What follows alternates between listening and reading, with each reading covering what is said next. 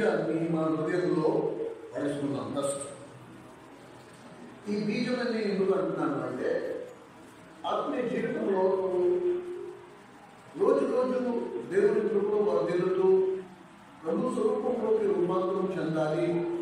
దినదినము మనం ప్రభువుని ఆరాధించే అనుభవంలోకి రావాలి. మన వ్యక్తిగత జీవితమే దేవునికి ఆరాధనగా ఉండాలి అనడానికి ఈ బీజము ప్రతి విశ్వాసి తన హృదయంలో పడేసుకోవాలి. ఈ బీజం కనుక ఫలిస్తే ఈ జాతకం మారిపోయింటే, ఈ జీవితం మారిపోయింటే. ఎఫెసీయులకు రాసిన పత్రిక 5వ అధ్యాయం, ఎఫెసీయులకు రాసిన పత్రిక 5వ అధ్యాయం 10వ వచనం. ఎఫెసీయులకు రాసిన పత్రిక 5వ అధ్యాయం 10వ వచనం. కనుక ప్రభువుకి ఏది ప్రీతికరమైనదో దానిని పరీక్షించి చూచుకోండి. కనుక ఇంగ్లీష్లో ఎలా ఉంది తెలుసా? ప్రభువుకి ఏది ప్రీతికరమో దానిని చేయడానికి నేర్చుకో. Learn to do what pleases the God. అంటే ప్రభువుకి ఏది ప్రీతికరమో దాన్ని చేయడాన్ని నేను నేర్చుకోవాలి.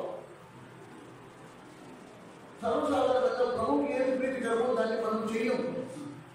ఉదయం నుండి అలా చెప్పిన అన్ని మాటలకు మూల ఈ ఒక్క మాటలో క్రోడీకరించాలి అంటే అది ప్రభువుకి ఏది ప్రీతికరమో దాన్ని నువ్వు చేయడం నేర్చుకోగలిగితే నువ్వు ప్రభువుకి ఆరాధకుడు అవుతావు. అంతే కదా? దేవుని ఆరాధన అనే మాటకు అర్థం ఏంటి?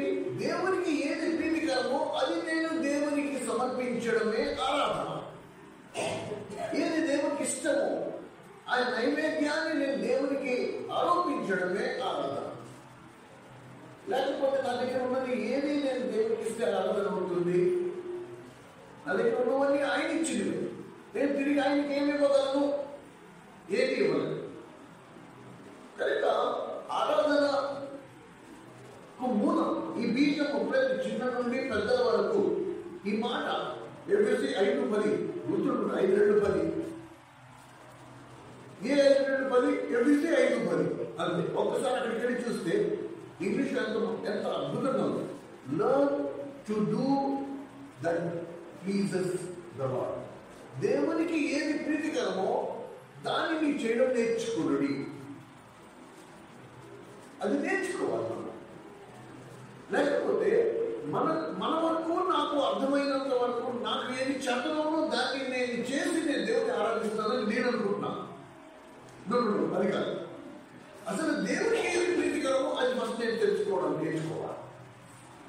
అందుకు ఉదయం దేవుడు ఏమి ఇచ్చాడు మనకి? శ్రేష్టమైన బహుమానము కనుక దేవుడు మనకి ఇచ్చింది ఏదైనా ఉంది అంటే అది ఫస్ట్ ఏంటి? యేసుక్రీస్తు ప్రభు. ఆ తర్వాత ఏంటి? ఈ అమూల్యమైన వాక్యం. అదే వార్త 14 ఆ వాక్యమే శరీరధారి అయి కృపాసత్య సంపూర్ణంగా మన మధ్య నివసించింది. ఎందుకు బట్టి మనం ప్రభుని స్తుతించాలి అని మనం గమనిక కలిగి ఉంటే, అదే ద్వితీయోపదేశకాండం 4వ అధ్యాయాన్ని తీసుకుంటే ఎన్ని మాటలు ఉన్నాయో ఇందులో మీరు గమనించండి. ద్వితీయోపదేశకాండం 4వ అధ్యాయం ఒకసారి చూద్దాం. ద్వితీయోపదేశకాండం క్షమించండి 148వ పేజీ. ద్వితీయోపదేశకాండము 4వ అధ్యాయం. ఎందుకు బట్టి మనం దేవుణ్ణి స్తుతించాలి అని గమనిస్తే ఏమని రాస్తుంది? 6వ వచనాన్ని గమనించగలరు. 6వ వచనాన్ని, ఈ కట్టడలన్నిటినీ మీరు గైకొని అనుసరింపవలను, వాటిని గురించి అదే మీకు జ్ఞానం, అదే మీకు వివేకం. ఒకవేళ కనుక నువ్వు ఈ వాక్యాన్ని ప్రేమించి, ఈ వాక్యాన్ని నువ్వు ధ్యానించి, ఈ వాక్యాన్ని కనుక నువ్వు హృదయంలో భద్రపరచుకుంటే, హృదయంలో నింపుకుంటే, ఇప్పుడు నిన్ను చూచి వారు ఏమంటారు? వారు చూచి నిశ్చయముగా ఈ గొప్ప జనము జ్ఞాన వివేకము గల జనమని చెప్పుకుంటారు. అది మనకి డిగ్రీలు ఉండొచ్చు, పెద్ద కాలేజీలో చదివి ఉండొచ్చు, కానీ ఎవరైతే దేవుని వాక్యాన్ని తమ హృదయంలో నింపుకుంటారో, దాని దివారాత్రులు ధ్యానిస్తారు, అట్టి వారిని సమాజం చూసి ఏమనుకుంటారు? ఈ గొప్ప జనము జ్ఞాన వివేకములు గల జనం, వీళ్ళు ఆశపడి, వీళ్ళు సామాన్యుడు కాదు, వీళ్ళకున్నంత జ్ఞానం మరి ఎవరికి లేదు. ఎందుకు బట్టి నేను దేవుని స్తుతించాలి అంటే, ప్రభా సమాజంలో నాకు ఒక గౌరవం ఉండడానికి నువ్వు ఈ అమూల్యమైన వాక్యాన్ని నాకు చెరిగించావు. దీన్ని కళగట్టుకుంటే కాదు, దీన్ని తలకిన పెట్టుకుంటే కాదు, దీన్ని సంచిలో తగ్గించుకుని దివారాడుకుని ఎక్కడికైతే మోసుకెళ్తే కాదు. ఎక్కడుండాలి ఇది? నా హృదయంలో. ఈ వాక్యాన్ని నా హృదయంలో నింపుకోవాలి, ఈ వాక్యాన్ని నేను కట్టుగా పెట్టుకోవాలి, ఈ వాక్యాన్ని నా నాలుక చివరి ఉంచుకోవాలి. అప్పుడు నన్ను చూచు వారు ఏమంటారు? వీరు జ్ఞాన వివేకములు గల జనం. దానిని బట్టి ఆ పరలోకమందున్న తండ్రికి మహిమ. నేను జీవిస్తున్న నా జీవితాన్ని బట్టి ఆ తండ్రికి మహిమ. మీరు జ్ఞాన వివేకములు గల జనం. ఇది మొట్టమొదటి మాట. ఎందుకు బట్టి మనం ప్రభుని ఆరాధించాలో ఆ మాట చూస్తే ఈ ఒక్క విషయం మనం స్పష్టంగా అర్థం చేసుకోగలం. రెండవది, ఎందుకు బట్టి మనం ప్రభుని స్తుతించాలి అంటే, మనకున్నంత గొప్ప భాగ్యం, మనకున్నంత గొప్ప దాన్ని అదృష్టమనో భాగ్యమనో దేవుని ఏర్పాటును నువ్వు ఏదైనా పేరు పెట్టుకో, ఇది మిగతా ఎవరికి లేదు. ఇది అతిశయోక్తి గల మాటలు అని మనకి అనిపించవచ్చు, కానీ ఇది వాస్తవం. నీకున్న ధన్యత నీకు తెలియట్లే. ఆ ధన్యత ఏంటి? చదవండి, 7వ వచనం. ఎలాగా మనము ఆయన మొరపెట్టినప్పుడల్లా మన దేవుడైన యెహోవా మనకి సమీపంగా ఉన్నట్లు మరి ఏ గొప్ప జనమునకు ఏ దేవుడు సమీపంగా ఉన్నాడు? అబ్బా, దేవుని బట్టి నేను దేవుడిని స్తుతించాలా? నేను నమ్ముకున్న నా దేవుడు, నేను ఆరాధిస్తున్న నా దేవుడు, నేను స్తుతిస్తున్న నా దేవుడు నాకు సమీపంగా ఉన్నట్టు మరి ఏ జనములకు ఏ దేవుడు అంత సమీపంగా లేడు కనుకనే ఎక్కడికి వెళ్తున్నారు? కారణం రైళ్లలో ప్రయాణమై ఎందుకు వెళ్తున్నారు? నీ దేవుడు నీకు సమీపంగా ఉన్నప్పుడు నువ్వు ఎక్కడికి వెళ్ళవు కదా. ఇప్పుడు రైళ్లలో ప్రయాణమై ఎక్కడికో దానికి నువ్వు ఒకవేళ కొంచెం నీకు దేవుడు నీకు ఇచ్చిన వివేకంతో నువ్వు ఆలోచిస్తే ఎందుకు వెళ్తావు? ఎవరైనా ఎందుకు వెళ్తారు అక్కడికి? ఆ రైల్లో ప్రయాణం ఎందుకు వెళ్తారు? అసలు దేవుడు ఎక్కడున్నాడో ఎవరో చెప్తారు, అంటున్నాడు అక్కడికి వెళ్తే మంచి జరుగుతుంది, అక్కడికి వెళ్తారు. ఇక్కడికి వెళ్తే దేవుడు ఇక్కడ ఉన్నారు, ఇక్కడికి వెళ్తే పొలం, అక్కడికి వెళ్ళి గుడి పట్టించుకోవడానికి అక్కడ దేవుడు చెప్పండి, అక్కడికి పొలం. అసలు దేవుడు ఎక్కడున్నాడు వాళ్ళకి తెలియదు. కానీ మనము మన దేవుడు మనకి సమీపంగా ఉన్నట్టు మరి ఏ జనమునకు ఏ దేవుడు సమీపంగా లేడు. అందుకు బట్టి నేను దేవుడిని ఆరాధిస్తాను. కొత్త నిబంధనకు వచ్చినప్పటికీ మత్తయి సువార్త 18వ అధ్యాయం 19 వచనాలు చూస్తే ఎక్కడ 2-3 నా నామములో కూడి ఉందరో వారి 2-3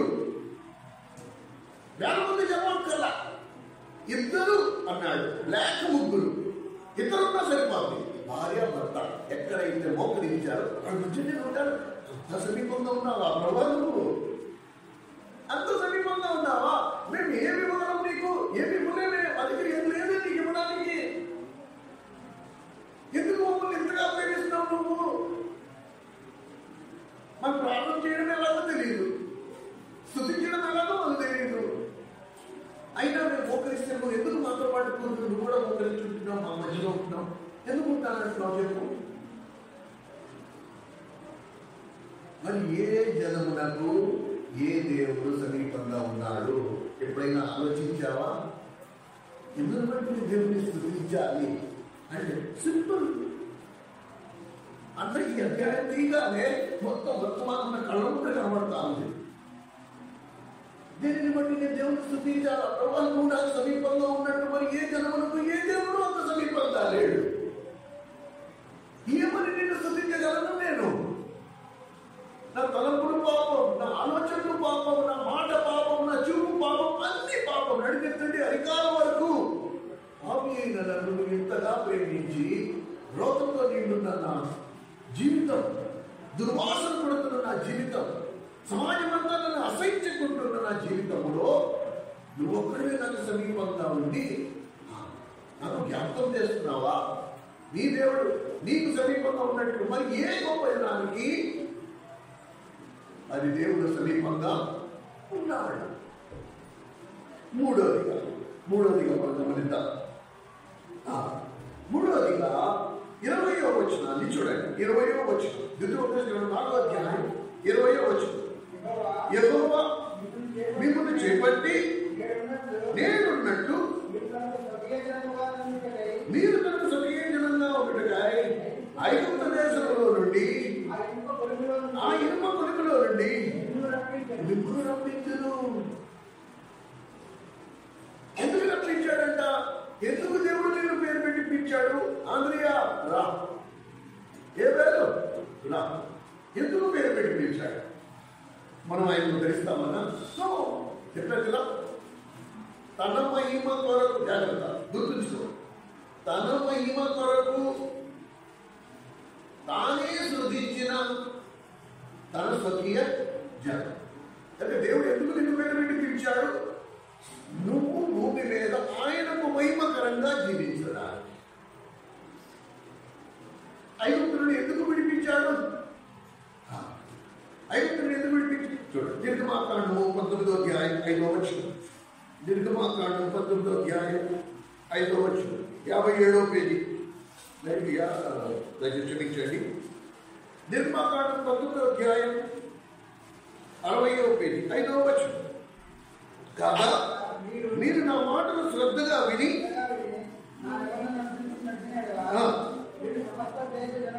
సమస్త దేశ జనులలో నా స్వకీయ సాంపాద్యంగా అందురు. ఎక్కడ చూసిన దేవుని ఉద్దేశం ఏంటి? మనలను తన వారిగా, తన ఇంటి వారిగా చేసుకోవాలని ఆశపడి. ఎందుకు బట్టి నేను దేవుని స్తుతించాలా? ఏ కోసానా ప్రభా నేను నీ ఇంటికి చెందిన వాడిని కాలేను. ఏ కోణంలో చూసినా సరే నీ కృపకు నేను పాత్రుడే కాను. నాలో ఏ మంచితనం లేదని తెలిసి కూడా నువ్వు నన్ను ప్రేమించావే.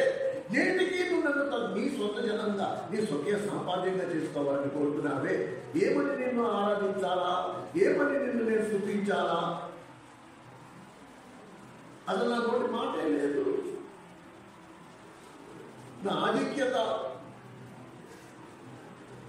నీ మూలంగా నాకు కలిగిన గొప్ప ఆశీర్వాదం, వీటికి నేను పాత్రుడిని కాను. నువ్వా నాకు సమీపంగా ఉన్నావా? నన్ను నీ స్వకీయ సాంపాద్యంగా చేసుకున్నావు అనుకుంటున్నావా? నీ స్వకీయ జనంగా చేసుకున్నావు అనుకుంటున్నావా? నీ మహిమ కొరకు నన్ను పిలిచావా? స్వార్థపరుడను, నా స్వార్థాన్ని కోరుకున్నవాడను, హానికరుడను, హింసకుడను, దేవదూషకుడను దేవా. అయినా సరే నువ్వు నన్ను ప్రేమించితివే. ఏమని నిన్ను స్తుతించాలా? ఏమని నిన్ను ఆరాధించాలా? నాలుగో విషయాన్ని చూద్దాం. 31వ వచనం, ద్వితీయోపదేశకాండం 4వ అధ్యాయం 31వ వచనం. నీ దేవుడైన యెహోవా కనికరం గల దేవుడు కనుక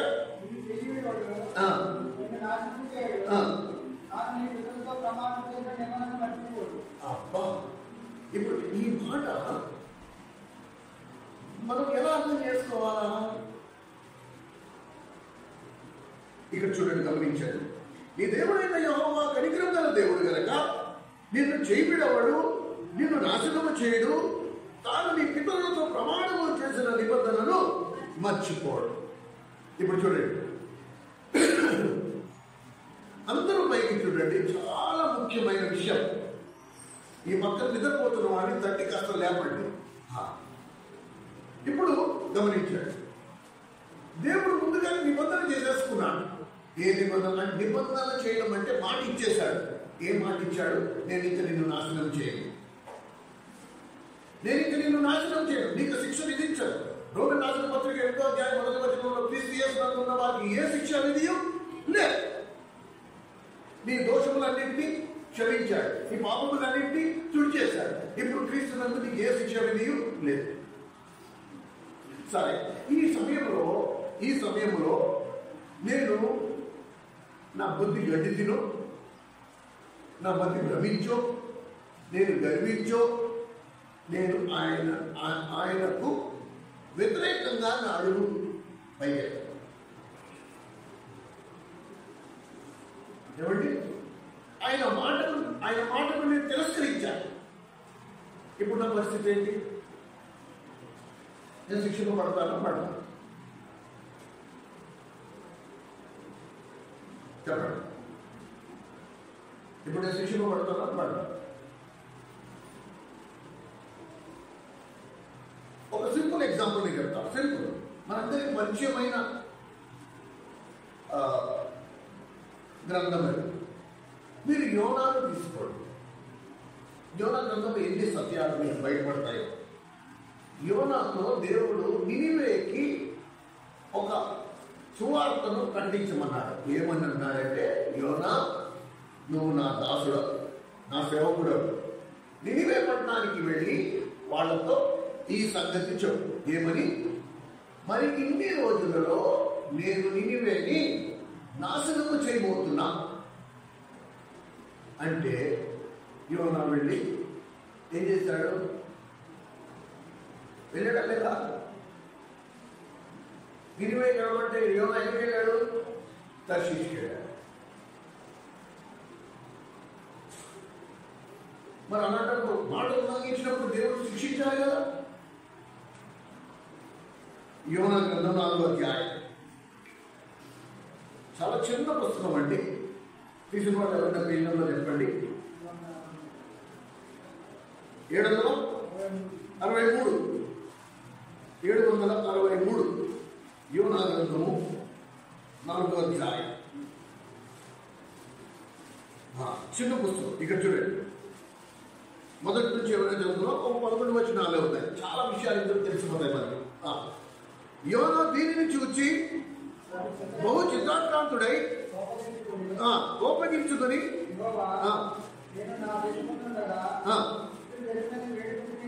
కదా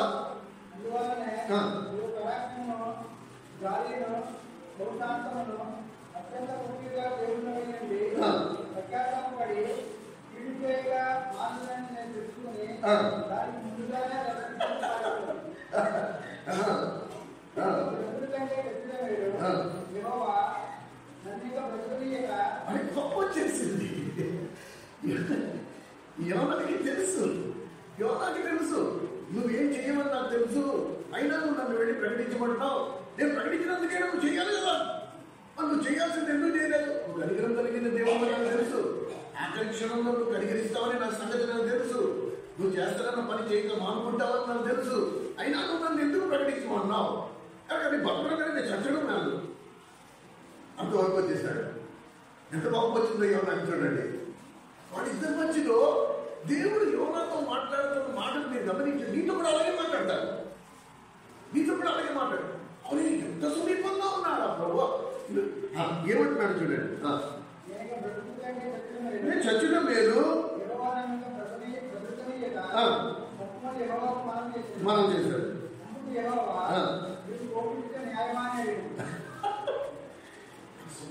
అదే ప్రభావం ఇలా మాట్లాడతారా? అసలు దేవుడితో మాట్లాడతారా? యోనా, రాత్రి కోపగించడం న్యాయమేనా చెప్పు. అప్పటికి నినివే పట్టణస్థులు పశ్చాత్తాపడ్డా. కేవలం నినివే పట్టణస్థులే కాదు, నినివే పట్టణంలో ఉండే గొర్రెలు, మేకలు, ఎట్లు, పశువులతో కూడా ఉపవాసం ఉండనిచ్చారు. వాళ్ళకి గ్రాసం కూడా వేయలేదు, వాళ్ళకి గడ్డి కూడా వేయలేదు. మనుషులే కాదు, పశువులు కూడా ఉపవాసం ఉన్నారు. వాడి పశ్చాత్తాపాన్ని చూసి దేవుడు అన్నాడు, వీడిని శిక్షించడం న్యాయం కాదు, వీళ్ళు మారుమనసు పొందారు. తాను చెప్పిన పని, తాను తీర్చిన తీర్పుకు వెనక్కి తీసేసుకున్నాడు, వాళ్ళని శిక్షించలేదు. కాబట్టి యోనా కోపం వచ్చేసి, ఇది మానవ నైజం. నువ్వు కాళ్ళు ఇస్తాను, చివరి కాళ్ళు ఎంచుకుంటే వదిలేసావు, నువ్వు ఇందుకే నన్ను పిలిచింది. ఈ మధ్యలో మంచి చేస్తే తప్పేంటి? నువ్వు చెప్పావు కాబట్టి కాళ్ళు ఎంచాల్సిందే, నాకు ఆనందం కలగాలి. నువ్వు పిలుస్తుండగా నేను చూడాలి. నువ్వు చెప్పిన మాట నేను పండించిన వీళ్ళు వెళ్ళలేదు కాబట్టి ఇప్పుడు వాళ్ళు శిక్షింపబడుతున్నప్పుడు నేను వాళ్ళు కళ్ళేదన్నప్పుడు నా నుంచి నేను చదవబుద్దుకోవాలి. చెప్పారా? అయినా తిరిగా అని నేను అనాలి, నాకు ఒక సుఖానందం రావాలి. ఎందుకంటే భక్తులు చచ్చిన మీద ప్రాణం కూడా చెప్పి చెప్పాయి, నాకు ఈ జీవితం. ఆయన ఎంత ఓర్పు, ఎంతసేపు పడుతుందండి? అలాగా కానీ అంటారు. అయితే పొరపాటు అలాగా దోషంగా కానీ అన్నాడు అనుకో, ఏమైంది? మళ్ళీ ఏమన్నా గ్రంథమే ఉండేది కాదు. ఎంత ఓర్పు, ఎంత సహనం. యోనా, నువ్వు అన్న మాట న్యాయమేనా? అసలు నువ్వు కోపగించడం న్యాయమేనా? చదువుదాం.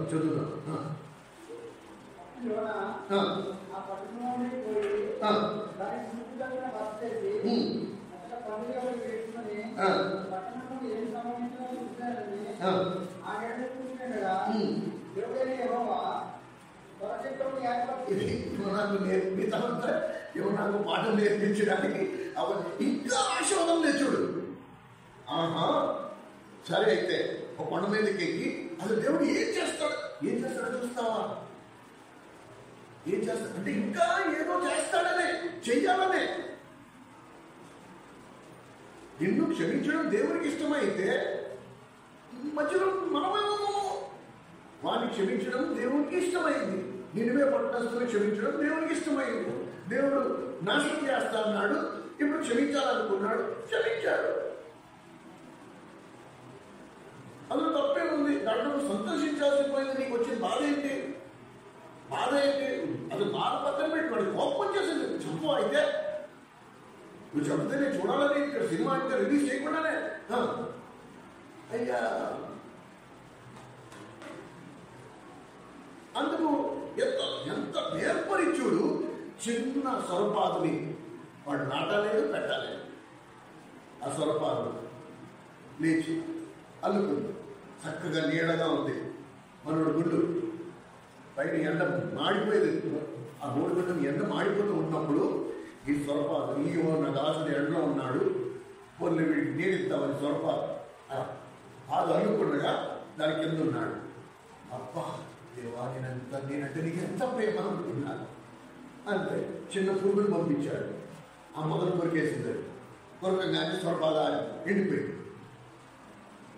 ఆ పాద మొత్తం ఎండిపోతే ఇప్పుడు ఆ మాట కూడా చదువుతాం. ఎవరైనా అక్కడి నుంచి చదవండి. పాద ఎండిపోయిన తర్వాత మళ్ళీ పాద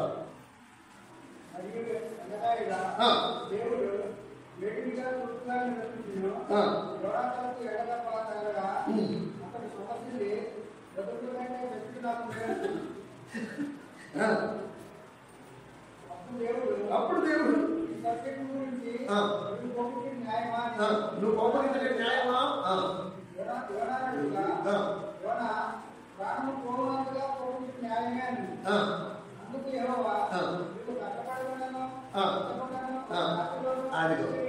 నువ్వు నాటాలేదు, నువ్వు కట్టాలేదు, దానికి నీరు పెట్టాలేదు, ఏది చేయలేదు.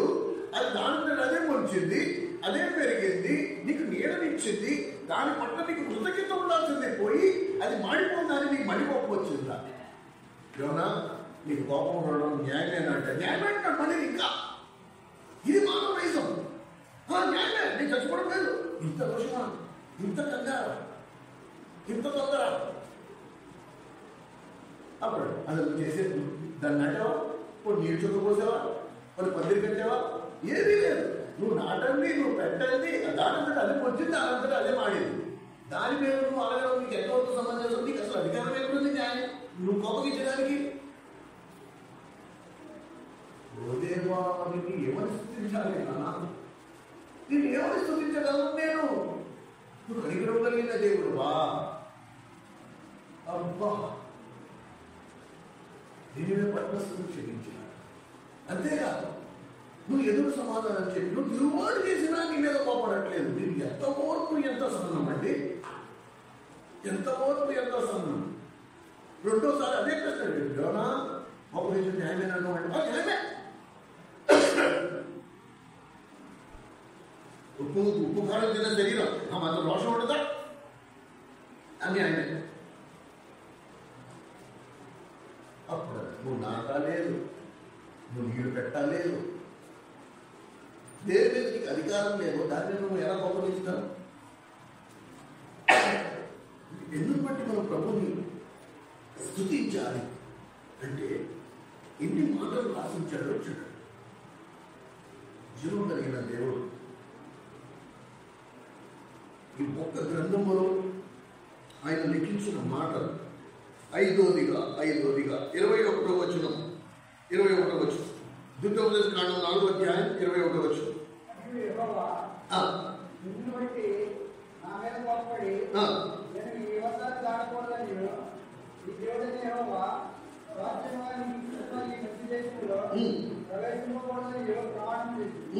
కావున నేను ఈ వర్షాలు రాకుండా ఈ దేశంలోనే చనిపోదును, మీరు దాటి ఆ మంచి దేశంలో స్వాధీనపరుచుకుంటారు. ఈ దేవుడైన యెహోవా మీకు ఏర్పడిన నిబంధనను బట్టి, ఈ దేవుడైన యెహోవా మీకు ఆజ్ఞాపించినట్లు ఏ స్వరూపము కలిగిన బ్రహ్మణ్యను చేసిపోవనట్లు మీరు జాగ్రత్త పడవలెను. ఏలయనగా ఈ దేవుడైన యెహోవా దయించు అతి వర్షము గల దేవుడై ఉన్నాడు. ఎందును బట్టి మనం ప్రభుని ఆరాధించాలి, ఎందును బట్టి మనం ఆయన స్తుతించాలి అంటే మన దేవుడు రోషం కలిగిన దేవుడు, దైత్య అగ్నివంటి వారు. ఆయన మనల్ని మంచి ప్రదేశంలో ప్రవేశపెట్టించాలని. ఎలాంటి ప్రదేశము? ఎలాంటి ప్రదేశం అది? 18వ కీర్తన 81వ కీర్తన 81వ కీర్తన 16వ వచనం. 81వ కీర్తన 16వ వచనం. అతి శ్రేష్టమైన గోధుమలతోను గోధుమలను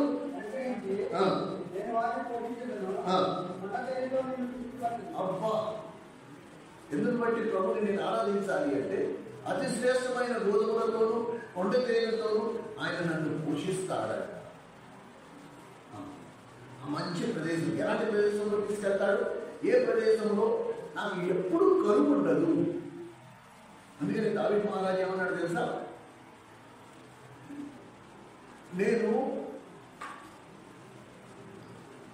నేను చిన్నవాడినై ఉంటుని, ఇప్పుడు ముసలివాడినై ఉన్నా, కానీ నా జీవిత కాలం అంతట్లో నీతిమంతుడు ఆకలిగుంట కానీ వారి సంతానము భిక్షాటము చేయట కానీ నేను ఇంతవరకు. ఇది దేవుని ప్రజలకు ఆధిక్యం. మొదటి నా నీతిని రాజ్యము వెతుకుడి, అప్పుడు అవన్నీ మీకు అనుగ్రహించబడు. దేవుడు కోరుకున్నదల్లా నువ్వు నేను నీతిగా వేరొక విగ్రహం చేసుకోకుండా మన దేవుడు దయించి అన్ని వంటి వాడని నువ్వు తెలియ ఆ దేవుడికి నమ్మకంగా ఉండడమే. 147 కీర్తన 14వ వచనం. కొన్ని పేజీలు తిరిగేది. 147:14.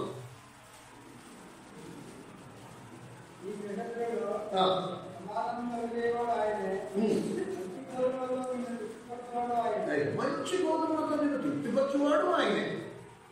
చూసా, దేనిని బట్టి నేను ఆ ప్రభుని ఆరాధించాలి, దేనిని బట్టి నేను ఆ ప్రభుని స్తుతించాలి అంటే ఆయన తన శ్రేష్టమైన వాక్యము నాకు అందించాడు. తన జ్ఞాన వివేకము తన జనములో ఎన్నొక్కడిగా చేశాడు. సమాజం నన్ను చూసినప్పుడు వీళ్ళ జ్ఞాన వివేకములు గల జనమని నన్ను గుర్తిస్తోంది. అలాగే నాకున్న ఆధిక్యతలు నా ఏళ్ళ కనికరం గల దేవుడిగా ఉన్నాడు. నా అతిక్రమమును క్షమిస్తున్నాడు, నా మీద కనికరపడుతున్నాడు, నా బుద్ధిహీనతలు ఇంకా భరిస్తున్నాడు. నా యొక్క దీర్ఘశాంతం వహిస్తున్నాడు. నన్ను వెంటనే శిక్షింపక తన నిబంధనను జ్ఞాపకం చేసుకుని తన కోపమును నా మీద నుంచి తొలగించి నేను ఎన్ని మార్లు తిరిగి ఆయన దగ్గరికి వెళ్ళినా సరే ఆయన నన్ను తన హక్కును చేర్చుకుని నన్ను కాగలించుకుని నా ఎందుకు వచ్చేవాడిని నేను ఏమాత్రం త్రోసిపుచ్చిందని వాగ్దానము నెరవేరుస్తూ నాకు ఎంతో సమీపంగా ఉన్నవాడు. ఇన్ని ఆధిక్యతలు కలిగిన మనము ఆయన్ని ఎలాగ స్తుతించకుండా ఉండగలము? అది మరి ముఖ్యంగా ఎప్పుడైతే సంఘముగా మనం కూడి వస్తామో, ఒకచోట సంఘముగా ఆయన కుటుంబంగా ఆయన ప్రజలుగా మనం కూడి వస్తాము, అప్పుడు మనం మరి నిశ్చయంగా ఆయనను ఎంతైనా స్తుతించవలసిన వారమై ఉన్నాం. దయచేసి మనమందరము కొద్ది సమయము ఆ దేవుడైన దేవుడిని కీర్తిద్దాం, ఆయన స్తుతిద్దాం, ఆయన్ని ఆరాధిద్దాం. దయచేసి మోకరించండి, కూర్చోగలిగిన వారు నుంచోండి.